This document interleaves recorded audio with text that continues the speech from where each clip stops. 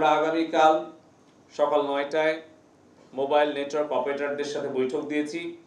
সেই বৈঠকে আলোচনা সাপেক্ষে আমরা যত দ্রুত সম্ভব আমরা চেষ্টা করছি আগামীকাল পরশুর মধ্যেই তাদের সাথে আলোচনা করে আমরা মোবাইল ব্রডব্যান্ডটাও 4G নেটওয়ার্কটাও আমরা উন্মুক্ত করে দেব। কারণ এখানে সরকার একা পারে না, এটাও কিন্তু আমরা একটু ব্যাখ্যা দিতে চাই। আপনারা গতকালকে দেখেছেন অলিম্পিক শুরু হওয়ার আগেই প্যারিসে উচ্চ গতির ট্রেন স্টেশনে হামলা হয়েছে, সেখানে সাইবার হামলা হয়েছে।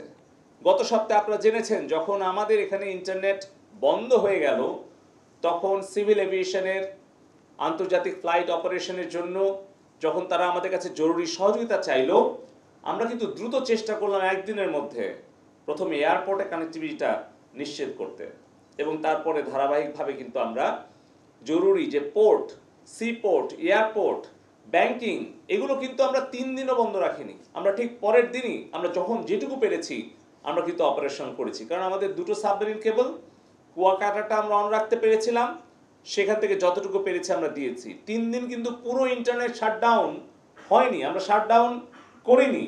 ইন্টারনেট বন্ধ হয়ে গিয়েছিল অধিকাংশ জায়গায় যখন এই ডেটা সেন্টার 3টা নন ফাংশনাল হয়েছে, একটা ডেটা সেন্টার পুড়িয়ে দিয়েছে এবং শত শত কিলোমিটার ফাইবার অপটিক্যাল কেবল পুড়িয়ে দিয়েছে।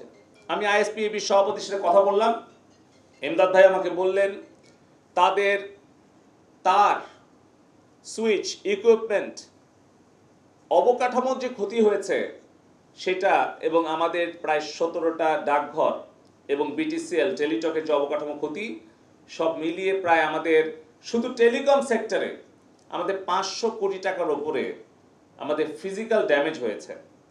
আর যদি এটার আমি বিজনেস ইম্প্যাক্ট ধরি, যে তাদের যে বিলিং বা অন্যান্য যেগুলো পাওনা এবং যেগুলো ক্ষতি হয়েছে, সেটা আরও 500 কোটি টাকা ছাড়িয়ে যাবে।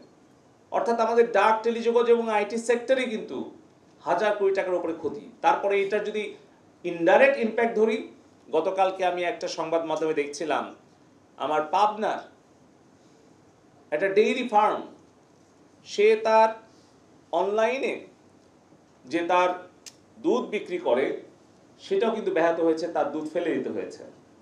সে এখন ইন্টারনেট ছাড়া তার ব্যবসা কার্যক্রম চলতে পারছে না। আপনারা জানেন যে আমাদের যে পোশাক শিল্পে 40 লাখ কর্মী আছে, তাদের যে রপ্তানিমুখী শিল্প সেটাও কিন্তু ইন্টারনেট ছাড়া চলছিল না। আমাদের আউটসোর্সিং যারা করে 7 লক্ষ ফ্রিল্যান্সার, আমাদের যারা software developer, service provider, exporter, তাদের প্রতিদিন অন্তত 50 থেকে 60 কোটি টাকা ক্ষতি হয়েছে।